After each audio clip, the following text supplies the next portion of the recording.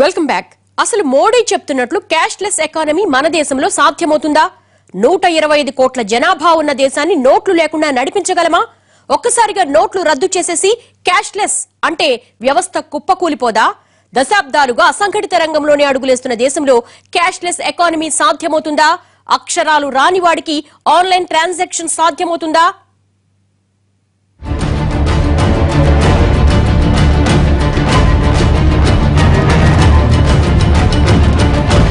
ప్రతి దేశానికి ఒక ఆర్థిక వ్యవస్థతో పాటు ఒక ప్రత్యేకమైన సంస్కృతి కూడా ఉంటుంది.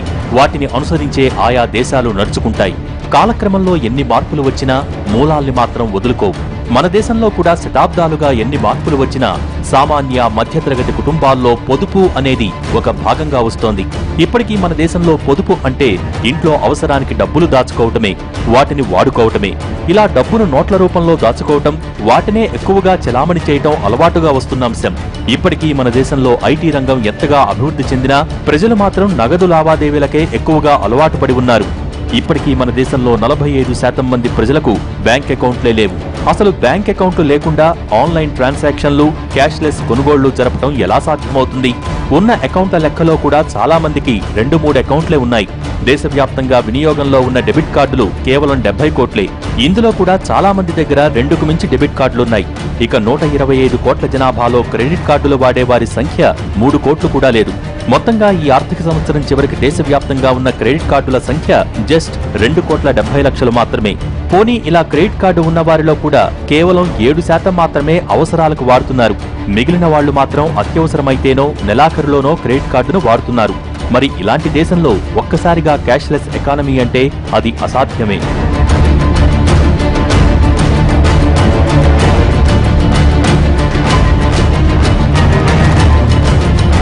పెద్ద నోట్లు రద్దు చేసేదానికి ఒక 3-4 కారణాలు అనుకున్నారు. ఆ కారణాలు కరెక్ట్ కాదని తెలిసింది. దాని నుంచి ప్రజలను దృష్టి మళ్లించేదానికి చేస్తున్నారు. ఇది క్యాష్లెస్ వెళ్తాము అన్నది. క్యాష్లెస్ వెళ్ళటం అన్నది డెవలప్డ్ కంట్రీస్కే సాధ్యం కావడం లేదు. తప్పకుండా క్యాష్తో పని ఉంటుంది. ఒకటి, ఇంతవరకు మనకు కనీసం హైదరాబాద్ సిటీ తీసుకున్నా కూడా 12% కన్నా ఆన్లైన్ ట్రాన్సాక్షన్స్ లేవు. మరి చదువుకునే వాళ్ళు, చదువు రాని వాళ్ళు ఎక్కువ ఉన్నారు. చదువు వచ్చిన వాళ్ళు కూడా చాలామంది ఉన్నారు కదా. ఎందుకని మనము క్యాష్లెస్కు పోకుండా ఉన్నాము అంటే అర్ధరాత్రి కానివ్వండి, లేకుంటే హాస్పిటల్కి వెళ్ళినా, లేకుంటే ఇంకెక్కడైనా మనము మందుల షాప్కి వెళ్ళినా కూడా అక్కడ మన కార్డులు గీపుతూ ఉంటే వానికి అవసరం ఎలా తిరుగుతుందండి? మొత్తంగా చెప్పాలంటే మన దేశంలో 85% పైగా లావాదేవీలు ఇప్పటికీ నగదు రూపంలోనే జరుగుతున్నాయి. ఆన్లైన్లో కొనుగోలు చేసే వాళ్లు కూడా క్యాష్ ఆన్ డెలివరీ ఆప్షన్నే ఎక్కువగా ఎంచుకుంటున్నారు. ఇలాంటి దేశంలో ఒక్కసారిగా క్యాష్లెస్ ఎకానమీ అంటే అది వర్కౌట్ అయ్యే అవకాశాలు అంతంత మాత్రమే. బ్లాక్ మనీ అంశంలో ఫెయిల్ అయినందుకే కేంద్రం క్యాష్లెస్ ఎకానమీ అంటూ కొత్త పల్లవి అందుకుందన్న విమర్శలు వినిపిస్తున్నాయి. డిమానిటైజ్ అయ్యేటప్పుడు చెప్పినటువంటి కారణాలు 3 తీవ్రవాదులకు వచ్చేటటువంటి ఫేక్ కరెన్సీని అరికట్టడం, 2 అవినీతిని అరికట్టడం, ఈ కారణాలు మాత్రమే చెప్పారు.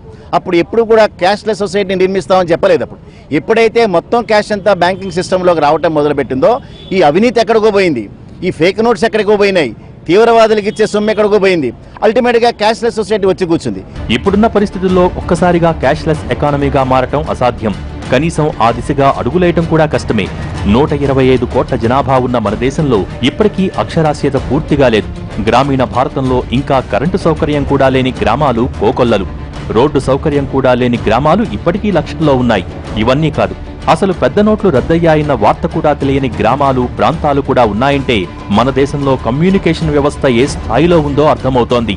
మరి ఇలాంటి దేశాన్ని ఒక్కసారిగా క్యాష్లెస్ ఎకానమీగా మార్చేయటం సాధ్యమవుతుందా?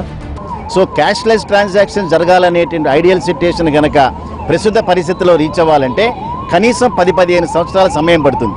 ఈవెన్ యాజ్ ఆన్ టుడే మన దగ్గర 2% మాత్రమే క్యాష్లెస్ ఆపరేషన్స్ ఉన్నటువంటి నేపథ్యంలో దాన్ని 100% దానికి ప్రయత్నం చేసినా, 60% ప్రయత్నం చేసినా కూడా అది ఇప్పట్లో సాధ్యమయ్యే విషయం కాదు. గ్రామాలు, పట్టణాల్లో ఉన్న వారికి పూర్తి స్థాయిలో బ్యాంక్ అకౌంట్లే ఉండవు. ఆర్బీఐ అంచనాల ప్రకారం గ్రామీణ ప్రాంతాల్లో ప్రతి 1,00,000 మందిలో 10 మందికి కూడా బ్యాంక్ అకౌంట్లు లేవు. ఇక సెల్ ఫోన్ సేవలు అందుతున్నాయి కానీ పూర్తి స్థాయిలో డేటా సేవలు అందటం లేదు. మరి ఇలాంటి గ్రామాల్లో ప్రజలు డిజిటల్ ట్రాన్సాక్షన్లు అందుకోవటం సాధ్యమా? మాలాంటి చిన్న వ్యాపారస్తులకు మాత్రం అది ఎట్టి పరిస్థితుల్లోనూ సాధ్యం కాదు. ఎందుకంటే 10-20కి కార్డు అది ఎట్లా కుదురుతుందండి? కుదరదు కదా. మాలాంటి వాళ్ళకి అనవసరం, కొంచెం పెద్ద బిజినెస్ వాళ్ళకైతే బెస్ట్ అని అనుకుంటున్నాను. గ్రామాల వరకు అవసరం లేదు. పట్టణాలు, నగరాల్లో ఉన్న అసంఘటిత కార్మికులు, చిన్నా చితక వర్తకులు డిజిటల్ ట్రాన్సాక్షన్స్ చేసుకోగలరా? మన దేశంలో ఇప్పటికీ 60% ఎకానమీ అంతా అసంఘటిత రంగంలోనే నడుస్తోంది. ఈ రంగంలో 90% పైగా కేవలం నగదు చెల్లింపులే జరుగుతాయి.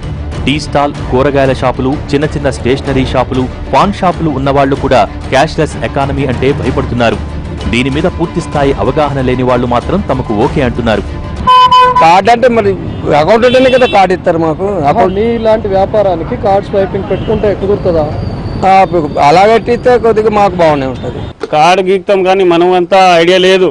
ఎందుకంటే మనం ఇప్పుడైనా షాపింగ్ చేయలేదు. ఇప్పుడు అందరు కార్డు తీసుకొస్తున్నాడు. మళ్ళా మనకు పైసలు కావాలంటే బ్యాంక్ వాళ్ళు వారంకి ఒక్కసారి 50,000 ఇస్తాడు. మన దేశంలో ఇప్పటికీ 26% ప్రజలకు మాత్రమే ఇంటర్నెట్ పూర్తి స్థాయిలో అందుబాటులో ఉంది.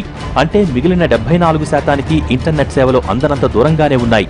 అలాంటప్పుడు వారంతా ఖచ్చితంగా నగదు లావాదేవీలే నడిపించాలి. వీరందరికీ మౌలిక వస్తుల పరంగా ఇంటర్నెట్ సేవలు అందించకుండా క్యాష్లెస్ ఎకానమీ అంటే సాధ్యం కాని పనన్నది నిపుణుల అభిప్రాయం. వరల్డ్ బ్యాంక్ నివేదికల ప్రకారం మన దేశంలో డిజిటల్ పేమెంట్లు జరిపే వారి సంఖ్య కేవలం 2 కోట్లు మాత్రమే. ఇప్పటి వరకు 2 కోట్ల మంది మాత్రమే డిజిటల్ మాధ్యమాల్లో పేమెంట్లు జరుపుతున్నారు. కానీ క్యాష్లెస్ ఎకానమీ అంటే 100కు 100% డిజిటల్ పేమెంట్లు జరపాలి. మరి ఆ స్థాయికి మన దేశంలో ఉన్న మౌలిక వస్తుల్ని అభివృద్ధి చేసినా కూడా అది సాధ్యం కాదు. అలాంటప్పుడు ఉన్నట్టుండి క్యాష్లెస్ ఎకానమీ అంటే అది సామాన్యుడిపై మరింత భారాన్ని వేసినట్టే. దశాబ్దాలుగా దేశ ఎకానమీ మూల రంగాలు, అసంఘటిత రంగాల మీదే ఆధారపడుతూ వస్తోంది.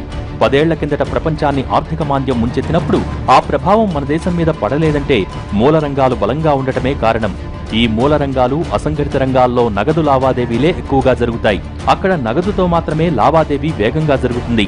ఇలాంటి రంగాల్ని ఒక్కసారిగా డిజిటల్ చెల్లింపుల్లోకి మార్చడం ఇబ్బందితో కూడుకున్న వ్యవహారమే కాదు, ఆయా రంగాల్లో కొనుగోళ్లు తగ్గిపోవటానికి కూడా కారణమవుతుంది. ఆపై అది దేశవ్యాప్తంగా సదరు రంగాల్ని నిర్వీర్యం చేస్తుంది. ఇది దేశ ఆర్థిక వ్యవస్థ వృద్ధి రేటు మీదే ప్రతికూల ప్రభావం చూపిస్తుంది.